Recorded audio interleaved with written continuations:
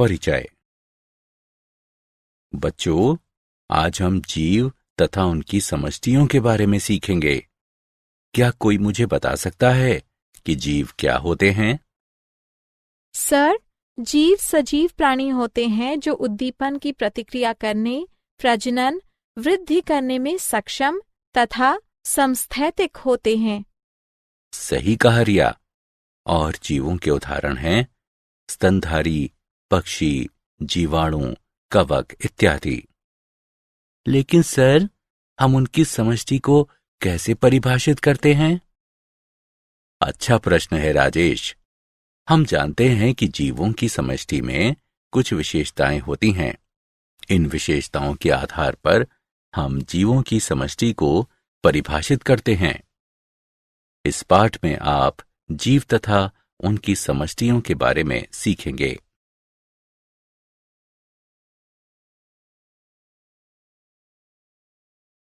उद्देश्य। इस पाठ के अंत में आप निम्न करने में सक्षम हो जाएंगे: प्रमुख अजैव कारकों की चर्चा करना, अजैव कारकों के प्रति अनुक्रियाओं का वर्णन करना, अनुकूलन का वर्णन करना, समष्टि एवं इसके लक्षणों को परिभाषित करना, समष्टि वृद्धि की चर्चा करना, वृद्धि मॉडल की व्याख्या करना, जीवन वृत्त विभिन्नताओं की चर्चा करना, समष्टि पारस्परिक क्रियाओं की व्याख्या करना।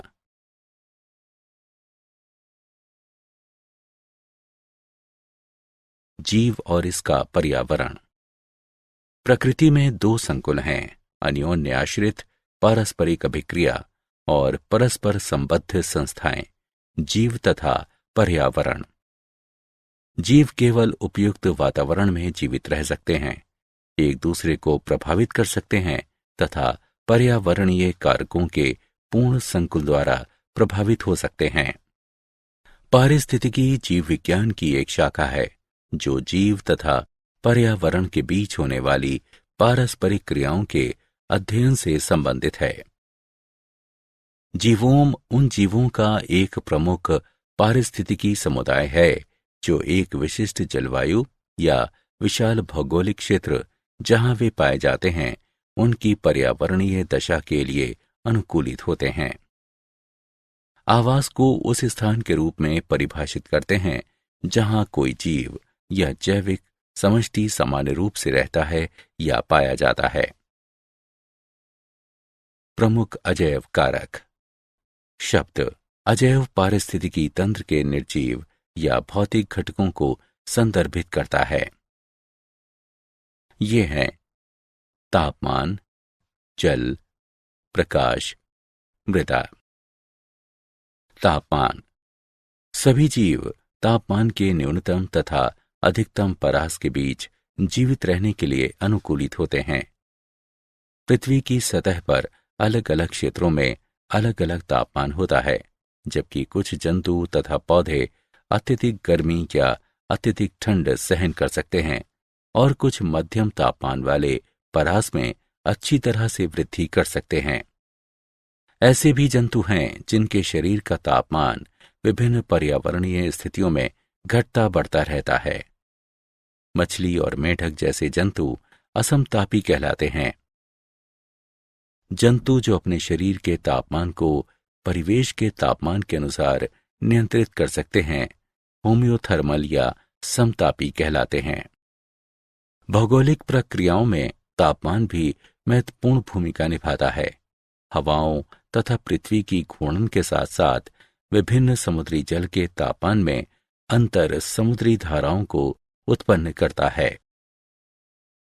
जल। जल पारिस्थितिकी तंत्र का एक अजैव कारक है। सभी सजीवों को जल की आवश्यकता होती है। पृथ्वी पर जीवन के लिए जल महत्वपूर्ण है। जल घुलित गैसों जैसे कि जलीय जीवों के लिए आवश्यक ऑक्सीजन तथा जलीय पौधों के लिए आवश्यक कार्बन डाइऑक्साइड का परिवहन करता है और तापमान परिवर्तनों के बड़े प्रभावों को कम करने के लिए जल के निकाय ऊष्मा अभिगम के रूप में कार्य करते हैं। इस प्रकार सजीवों के लिए अधिक स्थिर वातावरण बनाने में मदद करता है। जल कोशिकाओं के भीतर एक महत्वपूर्ण जैव रासायनिक घटक भी है, जहां प्रकाश संश्लेषण जैसी अनेक महत्वपूर्ण प्रक्रियाओं में इसके हाइड्रोजन तथा ऑक्सीजन परमाणु योगदान करते हैं।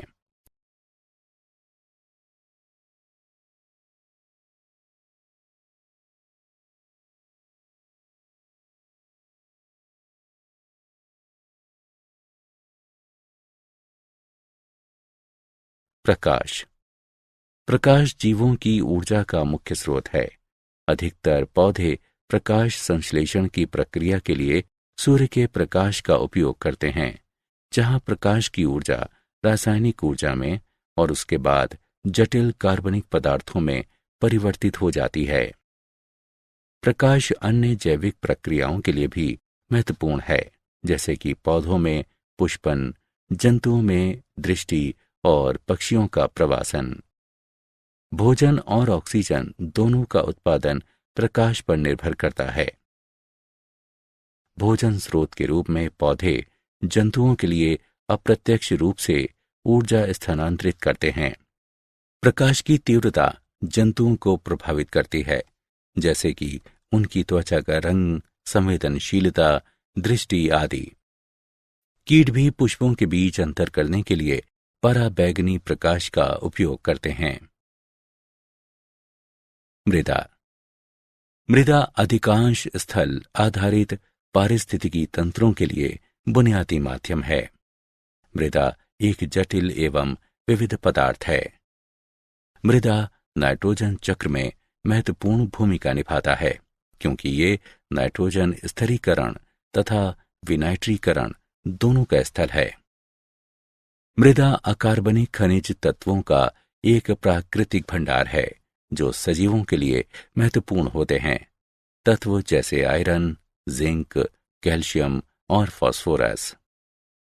बेहतर मृदा में ह्यूमस नामक बहुत सारा कार्बनिक पदार्थ भी होता है, जो सजीवों से बनता है। ह्यूमस युक्त मृदा पादप जीवन को बहुत अधिक सहारा प्रदान करती है। अजैव कारकों के प्रति अनुक्रियाएं प्रक्रिया जिसके द्वारा जीव विविध बाह्य दशाओं के तहत अपेक्षाकृत स्थिर आंतरिक पर्यावरण बनाए रखते हैं, समस्थापन कहलाती है। आंतरोष्मी प्राणियों में उपापचय पथ और एंजाइम प्रायः लगभग 37 डिग्री सेल्सियस तापमान पर सुचारू रूप से कार्य करते हैं। ये प्राणी स्थिर शरीर तापमान बनाए रखकर अपनी स्थिर उपापचयी क्रियाओं को बनाए रखने में सक्षम होते हैं। ये गर्मियों में अपने शरीर से जल के वाष्पीकरण के माध्यम से तथा सर्दियों के ठंडे मौसम में फर, पिच, वसा की उपचर्म परत आदि की रोधी क्रिया द्वारा किया जाता है। इस प्रकार अंतरोष्मी प्राणी ऊष्मा की क्षति को कम करने के लिए विभिन्न प्रकार के अनुकूलन प्रदर्शित करके ठंडी स्थितियों में भी सक्रिय बने रहने में सक्षम होते हैं।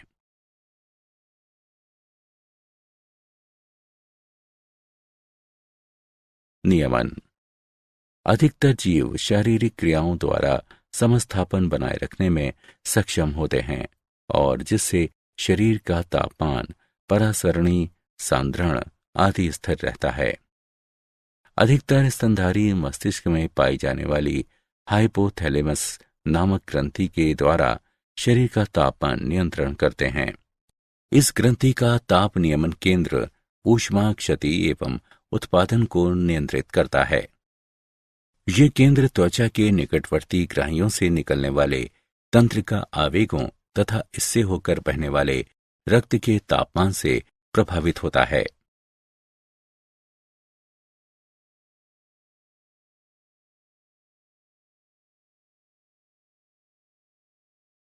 समरूपण जंतु या पौधे जिनके शरीर के भीतर की कुछ दशाएं बाह्य परिवर्तनों के साथ बदलती रहती हैं, समरूपी कहलाते हैं। अधिकतर जंतु और लगभग सभी पौधे एक स्थिर आंतरिकी पर्यावरण नहीं बनाए रख सकते। उनके शरीर का तापमान परिवेशी तापमान के साथ बदलता रहता है। जलीय जंतुओं में शरीर के तरल की परासरणी सांद्रता परिवेशी जल की परासरणी सांद्रता के अनुसार बदलती रहती है। ऐसे जंतु परासरणी समरूपी कहलाते हैं। ताप नियमन ऊर्जा के संदर्भ में एक खर्चीली प्रक्रिया है। ऊष्मा क्षति या लाभ सतही क्षेत्र का कार्य है और इसलिए छोटे जंतु ध्रुवीय क्षेत्रों में नहीं पाए जाते हैं। प्रवास।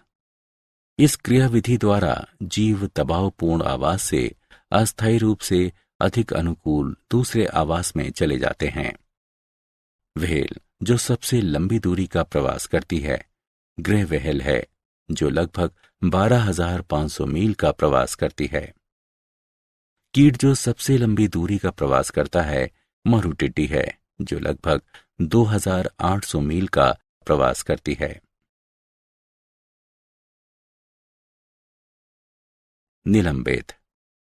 वे जीव जो प्रवास नहीं कर सकते दबाव वाले समय में अपनी उपापचयी सक्रियता को निलंबित कर देते हैं और अनुकूल परिस्थितियां आने पर अपनी सक्रियता को पुनः शुरू कर देते हैं। मेंढकों एवं कुछ सरीसृपों, ध्रुवीय भालुओं में शीत निष्क्रियता तथा कुछ घोंघों और मछलियों में ग्रीष्म निष्क्रियता आदि निलंबन के उदाहरण हैं।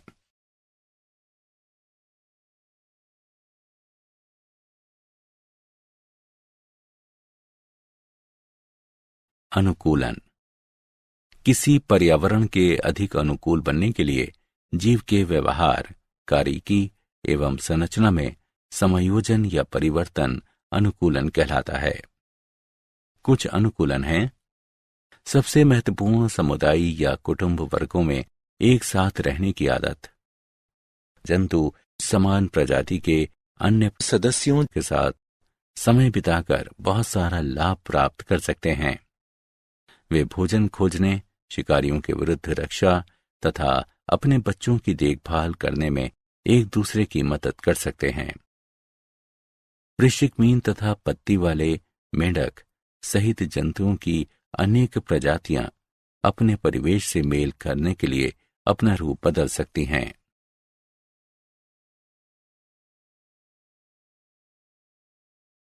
मरुस्थलीय पौधों में अनुकूलन। कुछ पौधे जो गूदेदार कहलाते हैं अपने तने या पत्तियों में जल संचित करते हैं। कुछ पौधों में पत्तियां या छोटे मौसमी पत्तियां जो केवल वर्षा के बाद ही विकसित होती हैं नहीं पाई जाती हैं। पत्तियों की कमी के कारण प्रकाश संश्लेषण के दौरान जल की हानि कम होती है। जल अवशोषित करने के लिए लंबे मूल तंत्र व्यापक रूप से फैलते हैं या भूमि में गहराई तक जाते हैं। कुछ पौधों में छोटा जीवन चक्र होता है। अंकुरण वर्षा के फलस्वरूप होता है। वृद्धि, पुष्पन और मृत्यु 1 वर्ष के भीतर हो जाती है।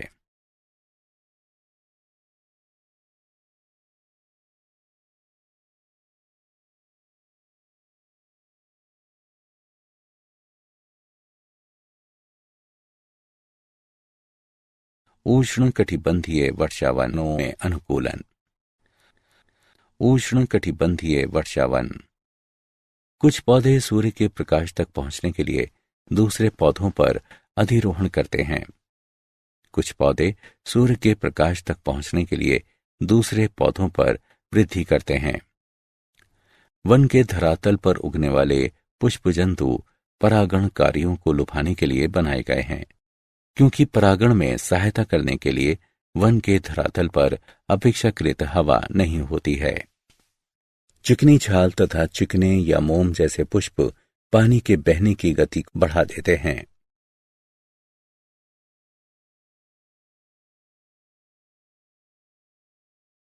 समष्टियां। समष्टि गुण। प्रकृति में एकल व्यष्टि पृथक एकांत में नहीं रह सकता है। व्यष्टि अपनी उत्तरजीविता तथा अपनी प्रजातियों के शाश्वतीकरण के लिए प्रायः अपनी ही तरह के अन्य व्यष्टियों के साथ जुड़े होते हैं। किसी स्थान पर पाई जाने वाली प्रजाति के सभी व्यष्टि समष्टि बनाते हैं।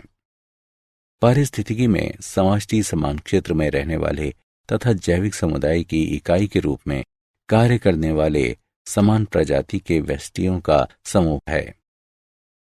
किसी दिए गए क्षेत्र में उपस्थित समान प्रजाति के घोंघों का समूह समष्टि को निरूपित करता है। समष्टि गुण। घनत्व।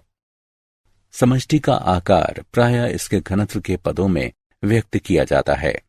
समष्टि घनत्व दिए गए समय में किसी इकाई क्षेत्र में उपस्थित प्रजातियों की व्यष्टियों की संख्या है। गणितीय रूप से D बराबर N/S, जहां D समष्टि घनत्व N एक विशिष्ट समय में प्रजातियों के व्यष्टियों की संख्या दर्शाता है और S स्थान की इकाइयों की संख्या को निरूपित करता है। जन्म दर। किसी क्षेत्र में जन्म लेने वालों की संख्या एवं उस क्षेत्र की समष्टि का अनुपात प्रति 1000 समष्टि प्रति वर्ष के रूप में व्यक्त किया जाता है। मृत्यु दर। मृत्यु दर को उम्र या कारण के अनुसार सूचीबद्ध किया जा सकता है।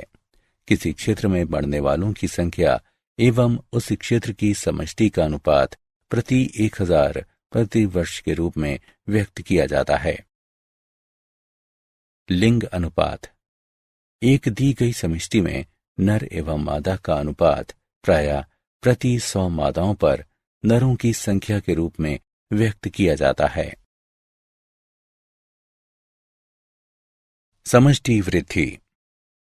समष्टि का आकार स्थैतिक प्राचल नहीं है, लेकिन ये समय के साथ बदलता रहता है, क्योंकि ये विभिन्न कारकों जैसे कि मौसमी परिवर्तनों, आहार उपलब्धता आदि पर निर्भर करता है।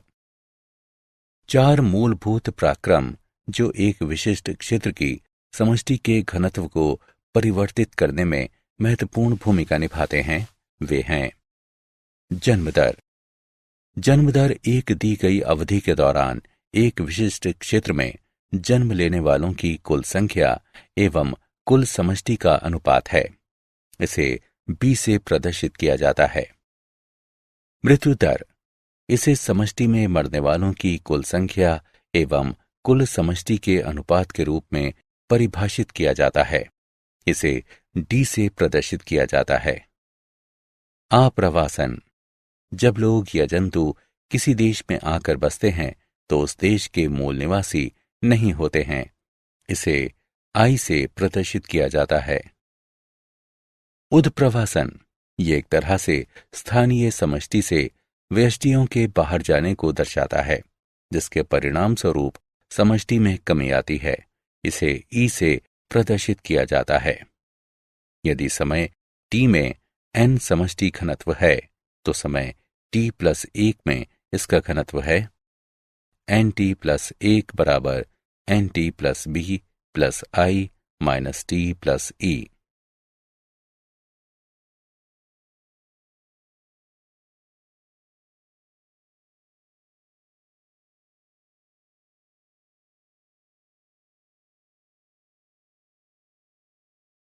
वृद्धि मॉडल। समय के साथ समष्टि की वृद्धि के विशिष्ट प्रतिरूप समष्टि वृद्धि मॉडल कहलाते हैं। मॉडल 2 प्रकार के होते हैं, चरघातांकी मॉडल और संभार तंत्र मॉडल। चरघातांकी मॉडल। ये मॉडल इस तथ्य पर आधारित है कि कोई भी प्रजाति ज्यामितीय श्रृंखला के अनुसार संख्याओं में संभावित वृद्धि कर सकती है। उदाहरण के लिए, यदि प्रजाति में अनतिव्यापी समष्टियां हैं और प्रत्येक जीव R संतति उत्पन्न करता है तो NPDT बराबर 0, 1, 2 और इसी तरह आगे में समष्टि संख्या बराबर है। NT बराबर N0 गुणा R की घात T।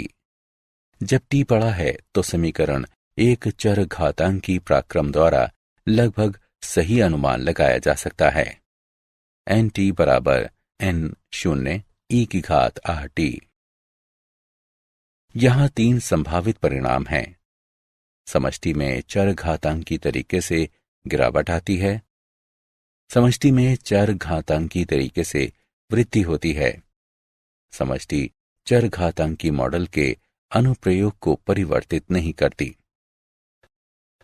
सूक्ष्म जीव विज्ञान, संरक्षण जीव विज्ञान, कीट पालन, पादप या कीट संगरोध और मत्स्य पालन।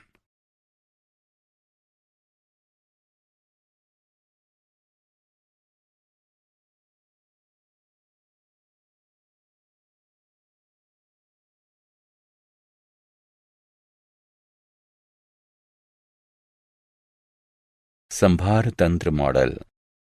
संभार तंत्र मॉडल के अनुसार समष्टि वृद्धि की दर सीमित हो सकती है, अर्थात समष्टि घनत्व पर निर्भर हो सकती है। R बराबर R0 गुणा 1 माइनस n/k। कम घनत्व पर अर्थात nk से बहुत ही कम है, समष्टि वृद्धि दर अधिकतम और R0 के बराबर होती है। समष्टि वृद्धि दर समष्टि संख्याओं n के साथ घटती जाती है और जब n बराबर k तो 0 पर पहुंचती है। प्राचल k समष्टि वृद्धि की अधिकतम संभव सीमा है और पोषण क्षमता कहलाती है। यदि समष्टि संख्याएं k से अधिक हैं तो समष्टि वृद्धि दर ऋणात्मक हो जाती है और समष्टि संख्याएं घट जाती हैं। समष्टि की गतिकी का विभेदक समीकरण द्वारा वर्णन किया जाता है। dn/dt बराबर Rn बराबर R0n गुणा 1 माइनस n/k। जीवन वृत्त विभिन्नता। उपलब्ध आवास का उपयोग करके जीव सर्वाधिक दक्ष जनन युक्ति की ओर विकास करते हैं। कुछ जीव अपने जीवन काल में केवल एक बार प्रजनन करते हैं। उदाहरण के लिए प्रशांत महासागरीय सामन मछली, बांस आदि। और कुछ जीव अपने जीवन में कई बार प्रजनन करते हैं। उदाहरण के लिए अधिकांश स्तनधारी और पक्षी। जीव का विकास जीवीय तथा अजीवीय कारकों पर निर्भर करता है।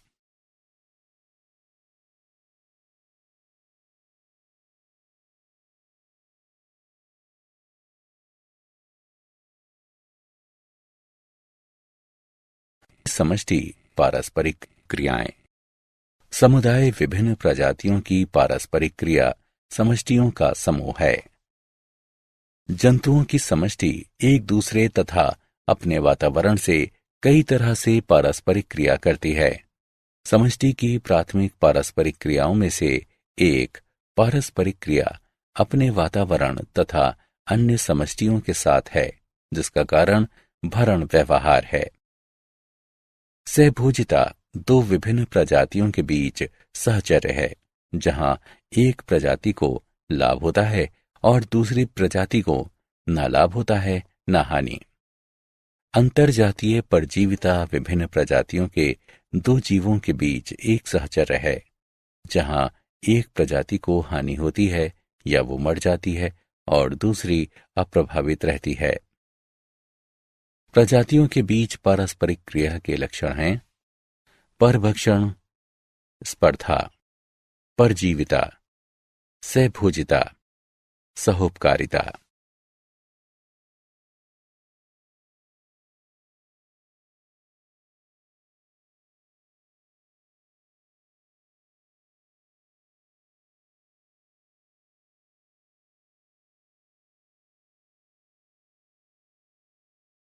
परभक्षण अलग अलग प्रजातियों के दो जीवों के बीच सहजीवी संबंध का रूप, जिसमें एक शिकारी के रूप में कार्य करता है जो शिकारी के रूप में कार्य करने वाले दूसरे जीव का शिकार करके भक्षण करता है।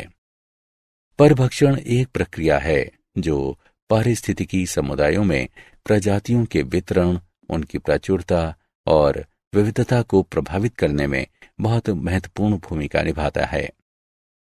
सफल परभक्षण शिकारी के समष्टि आकार में वृद्धि करता है और शिकार के समष्टि आकार को घटित करता है। शिकार समष्टि पर पड़ने वाले ये प्रभाव अन्य प्रजातियों की प्रचुरताओं को अप्रत्यक्ष रूप से परिवर्तित करते हैं। परभक्षण के ऐसे अप्रत्यक्ष प्रभावों का एक उदाहरण पोषणज सोपान है। पोषणज सोपान तब होता है जब पौधों या अन्य प्रजातियों को, जो शिकारी द्वारा प्रत्यक्ष रूप से नहीं खाए जाते हैं, प्रभावित करने के लिए परभक्षण सोपान के प्रभाव खाद्य श्रृंखला में नीचे चले जाते हैं। परभक्षण उन प्रजातियों की संख्या घटा या बढ़ा सकता है जो समुदाय में एक साथ रहती हैं। ये पर्यावरण की अनुकूल तथा पसंदीदा शिकार प्रजातियों की प्रतिस्पर्धी स्थिति पर निर्भर करता है।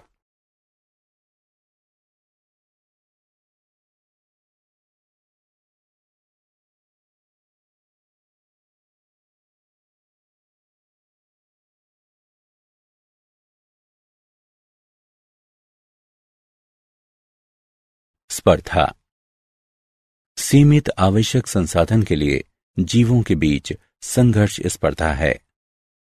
अंतरजातीय स्पर्धा तब होती है जब समान प्रजाति के जीव एक ही समय पर समान संसाधन का उपयोग करते हैं। अंतरजातीय स्पर्धा तब होती है जब असमान प्रजाति के जीव एक ही समय पर समान संसाधन का उपयोग करते हैं। स्पर्धी अपवर्जन तब होता है जब एक प्रजाति संसाधन प्राप्त करने में दूसरी प्रजाति से बेहतर होती है। इस तरह समय के साथ साथ घटिया स्पर्धी अंततः समुदाय से विलुप्त हो जाते हैं। संसाधन विभाजन तब होता है जब दो प्रजातियां अलग अलग तरीके से संसाधन का उपयोग करना शुरू करती हैं। इस तरह दोनों प्रजातियां सह अस्तित्व के लिए सक्षम होती हैं।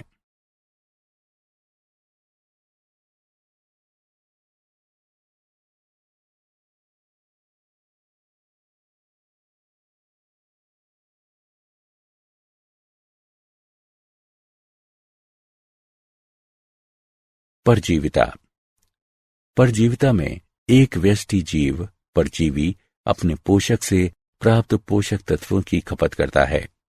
फलस्वरूप पोषक का स्वास्थ्य कमजोर हो जाता है। कई स्थितियों में परजीवी पोषक जीव में रोग उत्पन्न कर सकते हैं। इस स्थिति में उन्हें रोगजनक माना जाता है। हम परजीवियों को दो श्रेणियों में विभाजित करते हैं। अतः परजीवी जीव जो अपने पोषक के शरीर के भीतर रहते हैं। अंतः परजीवी के उदाहरण हैं फ्लूक, फीता कृमि, कवक, जीवाणु और प्रोटोजोआ। बाह्य परजीवी जीव जो अपने पोषक के शरीर के बाहर रहते हैं और आहार पूर्ति करते हैं। बाह्य परजीवी में कलनी यानी टिक्स एवं जूं, पौधे, प्रोटोजोआ, जीवाणु और कवक शामिल हैं। पौधे और जंतु आमतौर पर पोषकों के रूप में कार्य करते हैं।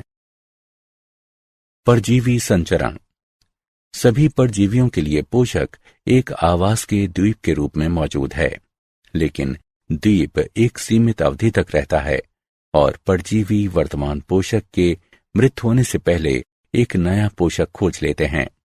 नए पोषक तक संचरण या तो प्रत्यक्ष रूप से या एक वाहक के द्वारा हो सकता है। प्रत्यक्ष संचरण में परजीवी बिना किसी मध्यवर्ती जीव के एक पोषक से समान प्रजाति के एक दूसरे पोषक तक पहुंचता है। वाहक संचरण में मध्यवर्ती जीव वाहक परजीवी को एक पोषक से अगले पोषक तक स्थानांतरित करता है।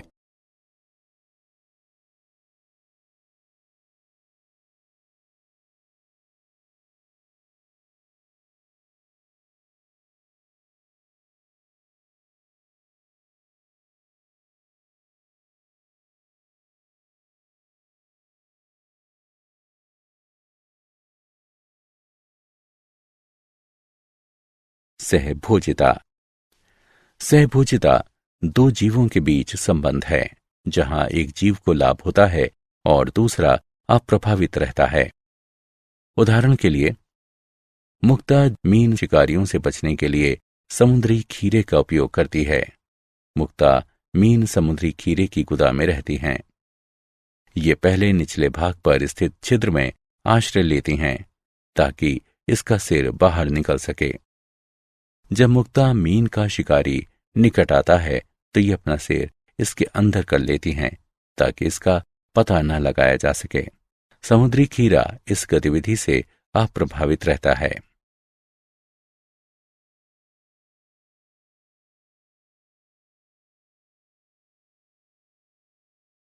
सहोपकारिता। सहोपकारिता दो अलग अलग प्रजातियों के जीवों के बीच सहचर्य है जिसमें दोनों जातियों को लाभ होता है। सहोपकारी व्यवस्था प्रायः व्यापक रूप से भिन्न जीविका आवश्यकताओं वाले जीवों के बीच विकसित होते हैं। नाइट्रोजन स्थिरीकरण जीवाणु और लेग्यूमिनस पौधों के बीच सहभागिता एक उदाहरण है।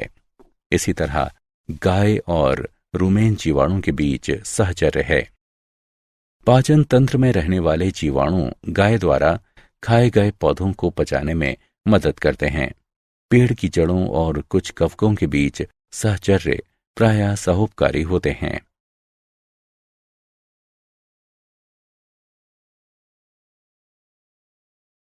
क्या आप जानते हैं कवक पारिस्थितिकी तंत्र के अलग अलग घटकों के बीच संतुलन बनाने के लिए आवश्यक हैं और जीवन के स्थायित्व एवं निरंतरता की गारंटी हैं। कुछ कवक एंजाइम और अम्ल स्रावित करते हैं जिनसे रोगों का उपचार करने में मदद मिलती है, जैसे कि पेनिसिलियम कवक जो एंटीबायोटिक पेनिसिलिन उत्पन्न करते हैं।